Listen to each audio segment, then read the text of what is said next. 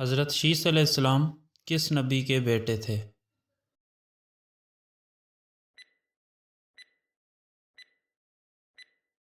حضرت آدم علیہ السلام کے۔ شیث کا مطلب کیا ہے؟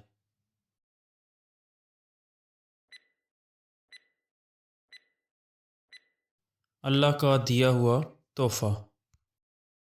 معراج کے موقع پر حضور صلی اللہ علیہ وسلم کی پہلے آسمان پر کس نبی سے ملاقات ہوئی تھی؟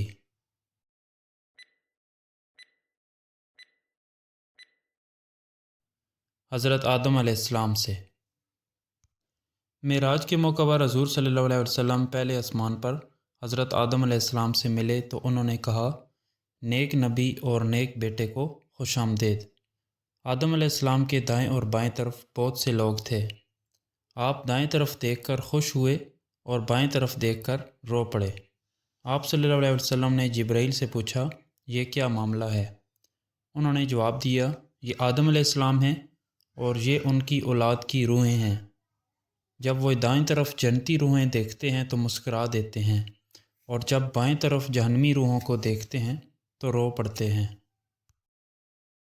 حضرت شیث علیہ السلام کے بعد کون سے نبی کو نبوت ملی تھی؟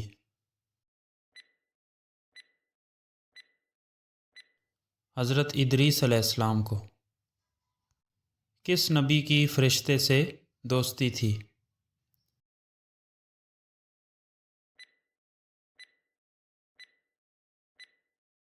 حضرت ادریس علیہ السلام کی۔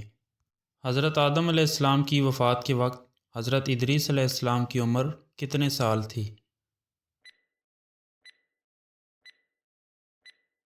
308 سال۔ قوم نوح کے لوگ جب مرنے لگتے تو اپنے بچوں کو کیا نصیحت کرتے تھے؟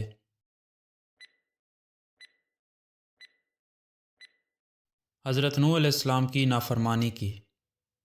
حضرت نوح علیہ السلام نے 950 سال لوگوں کو تبلیغ کی، لیکن صرف تھوڑے سے لوگ آپ پر ایمان لائے۔ جب ایک نسل کے لوگ مر جاتے تو بچوں کو وصیت کر جاتے کہ حضرت نوح علیہ السلام پر ایمان نہیں لانا، ان سے جھگڑتے رہنا اور ان کی مخالفت کرنا۔ جب بچہ بڑا ہوتا تو ان باتوں پر عمل کرتا اور زندگی بھر حضرت نوح علیہ السلام پر ایمان نہ لاتا تھا۔ کس نبی کو اللہ پاک نے حکم دیا تھا کہ کافروں کو عذاب میں دیکھ کر ان کے لیے دعا مت کرنا؟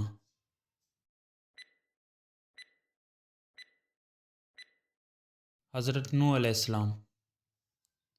حضرت نوح علیہ السلام کے زمانے میں جب اللہ پاک کا عذاب نازل ہونے والا تھا تو اللہ تعالیٰ نے حضرت نوح علیہ السلام کو حکم دیا کہ میرا عذاب دیکھ کر کافروں کے حق میں دعا مت کرنا، کیونکہ اس عذاب کا حتمی فیصلہ اللہ پاک کی طرف سے ہو چکا ہے، جس کی شان ہے کہ وہ جو چاہتا ہے وہ کرتا ہے۔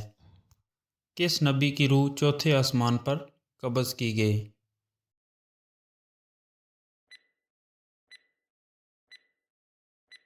حضرت ادریس علیہ السلام کی۔